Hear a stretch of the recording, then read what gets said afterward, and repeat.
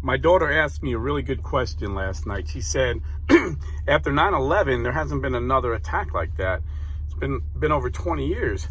How come we can't stop the school shootings? And I gave her the answer. And it's a simple answer. It's a quick fix. We could fix it today. And I'm going to share it. Just common sense, blue collar, Catholic, common sense.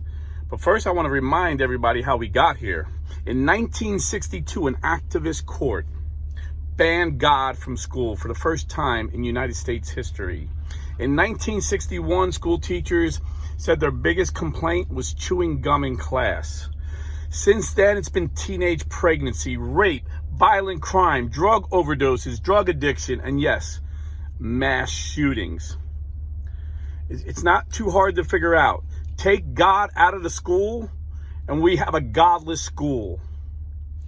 Not very hard to figure out.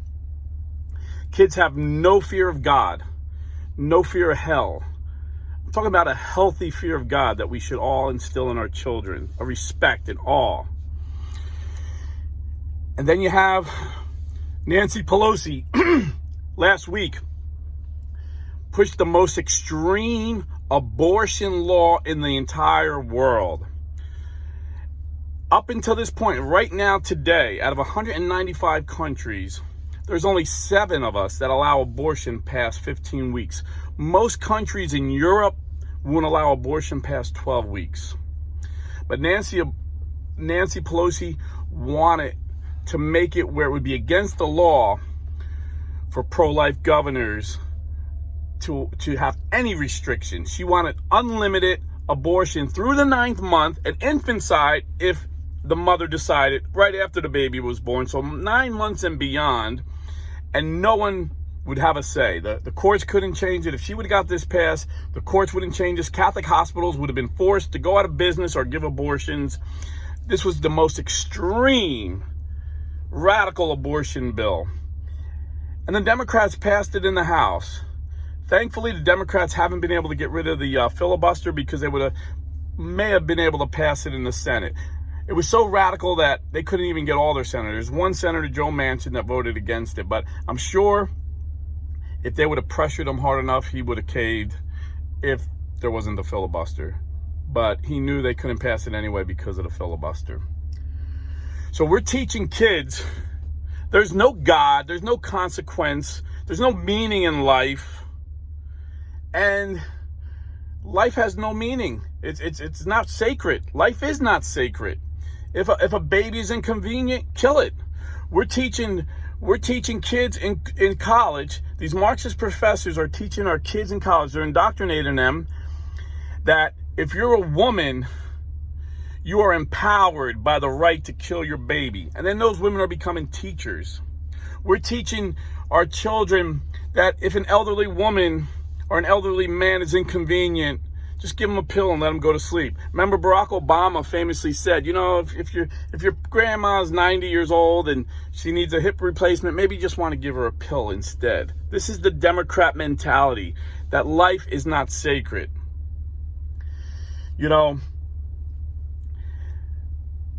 President Biden gave the most pathetic speech the other night, and in it, he asked the question, there's mental illness in every country. How come only America has these mass shootings? Well, what he failed to mention is America is the only country that medicates our children with psychotropic drugs at the rate we do. Because he's been one of the biggest recipients from the big pharma companies.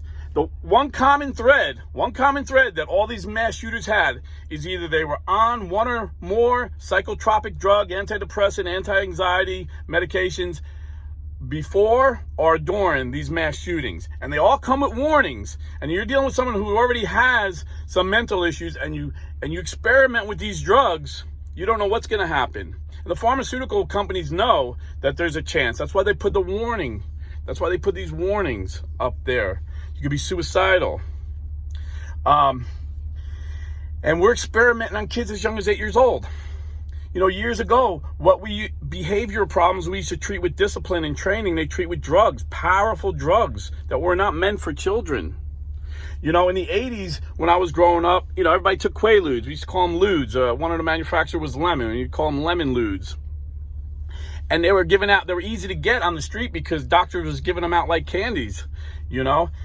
Unfortunately, you know, you take a couple Ludes, drink a 6-pack of beer, and you go to sleep, you may not wake up. And the pharmaceutical companies knew this. But eventually, when enough people died, the government was forced to ban it. They banned Quaaludes. You never hear about them anymore.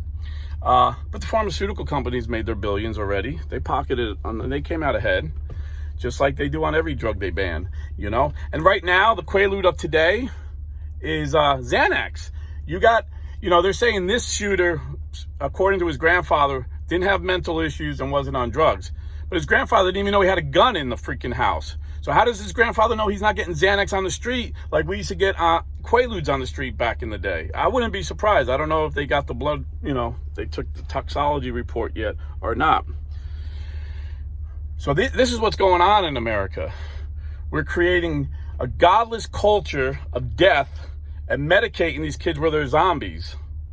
Now, how do we fix the problem? Starting today, things have changed. Things have changed. It can't remain the same. We got to say, we are fed up. We are sick. We are not going to take this anymore. Innocent second graders getting massacred. We're not taking it. So if you want to be a school teacher, your job just changed. As of today, you're a school teacher and you're a security guard. Every single school teacher in America needs to get firearm training, and they need to get a firearm. And every single schoolroom, every single classroom, every single teacher needs to carry that firearm and know how to use it. And you say, no, I'm a teacher. I don't want to do that. Well, then it's time to find another job. Unfortunately, this is America today. You want a godless society with kids that don't respect life? This is what we need to do. And if you're not willing to protect my kids, I don't want you teaching my kids. So they need to get good training. You know, right now, it's going into summertime. They got plenty of time to be trained. And every year, they need to qualify with that weapon. And that's number one. And they all have radios, just like cops. Hey, we got a shooter in class, you know, 222. Then you have this planned out. You know, which teachers are going to get the kids out of the school because they know, okay, the shooter's in 222, let's get them out this way. And which teachers are going to be like the SWAT team and go help the other teacher. Okay? Then here's another thing. When I was a milkman, I was amazed at how I could just walk into schools with the milk. Like, there was like no security. I was like, this is kind of dangerous. You know, I just walk right in during the day. And there'd be like little kindergarten kids, hi, Mr. Milkman. Cute kids, but I'm like, oh my God, this is dangerous. But then one time I had to go to my church, St. Thomas Aquinas, and I had to drop off some books to the RCIA director because I was doing RCIA at the time. And he said, you know, his office was actually in the school. I went to the school. It was like Fort Knox. Gate around the whole school. There was only one entrance. I had a buzz. They see me with a camera. They let me in, and there was like a little lobby. The other door was locked. I couldn't even get in there if I wanted to.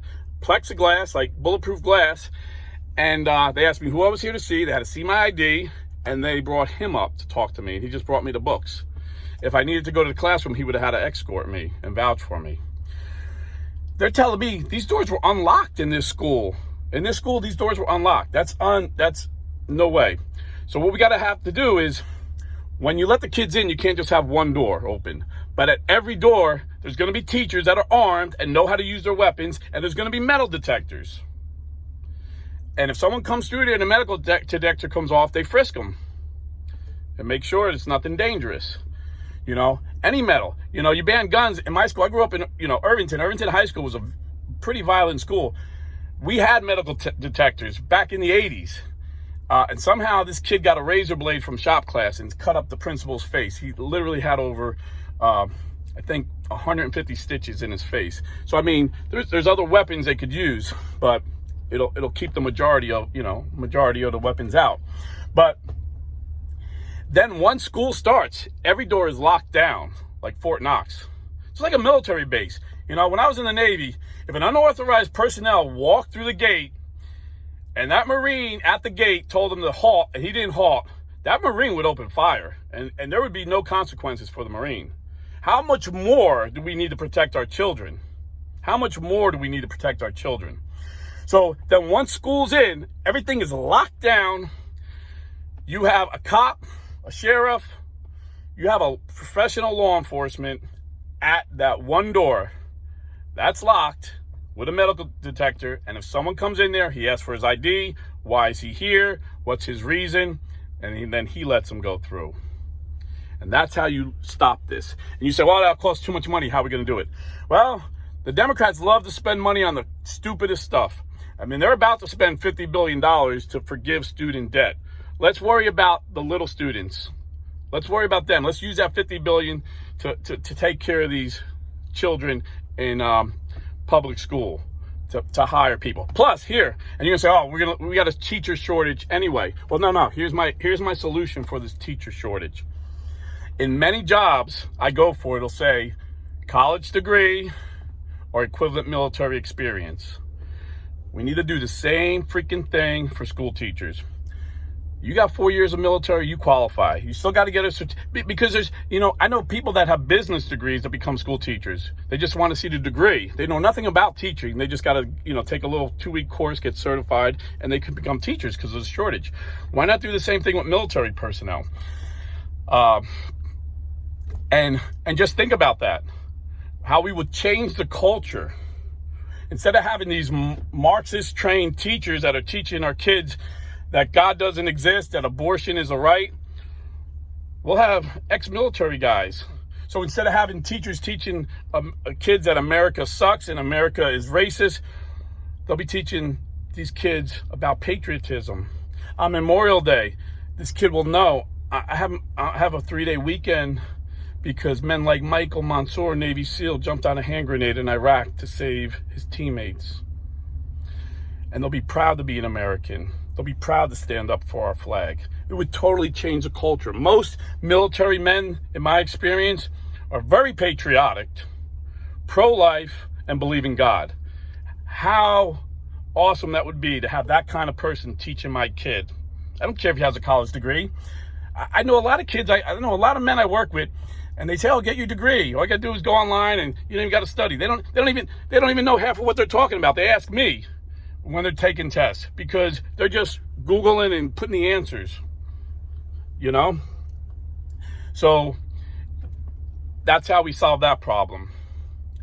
So anyway, simple answer, but these bureaucrats will not do it because these bureaucrats, especially the Democrats, they don't want a solution. If you don't believe me, just read the papers. I think it was yesterday or the day before, the Republicans pushed through a bill. They tried to pass a bill that the Parkland students that were murdered in Florida, their parents wanted it. It wasn't as powerful as the bill I just talked about, but it was something. It was more than we're doing now, which is nothing. And the Democrats wouldn't even let it have a vote. They didn't even let it have a vote because they don't want a solution. One of the most brilliant men I ever heard speak is Dr. Thomas Sowell. If you don't know who he is, Google him. He's a brilliant, brilliant man. And he said years ago, he got a job working for the government.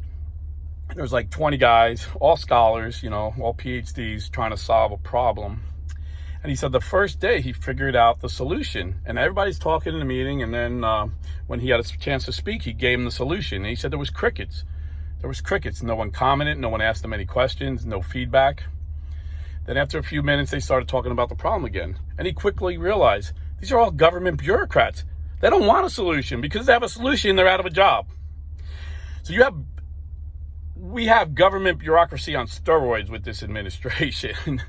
And not only that, they play politics with everything. The minute this happened, they politicized this. They want to take away our guns. No, we need more guns in good people's hands, not less guns. I mean, if you are an evil person that wants to kill people, are you going to go to a place where good people have guns? Or are you going to go where there's a big sign? This is a gun-free zone. There's no guns here, guaranteed. This is a no-brainer. So the Democrats' solution is to take away guns because they don't want to solve the problem. They just want to take away your guns because they're statists and they want to be in control. And every statist, Marxist, communist country, the first thing they do is they take your guns. then they take your freedom of speech, freedom of religion, hand in hand. So this is my solution.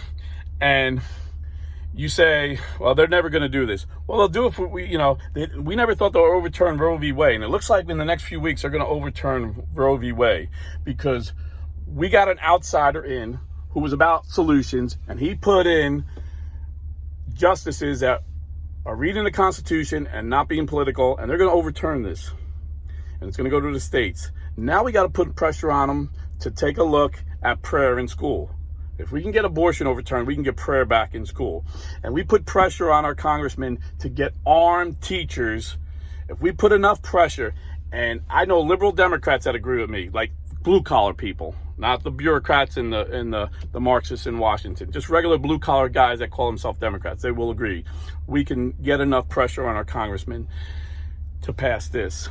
And the next time someone tells you the separation of church and state, tell them this. The same day that Congress signed the Constitution where they said there's the church shall not establish any religion, they signed a bill buying 50,000 Bibles from Europe because there was a Bible shortage in America. So they didn't mean the government can't be, public places couldn't be involved with religion. What they meant was the federal government couldn't establish a single religion like Anglicanism. And Tim Gordon made a good point on one of his shows that they weren't even talking about states. That actually at that time, states had different religions. Like they're all Protestant, but they had different religions at the time. So don't be afraid to put your religion back in school. We need God back in America today. God bless America and stay Catholic.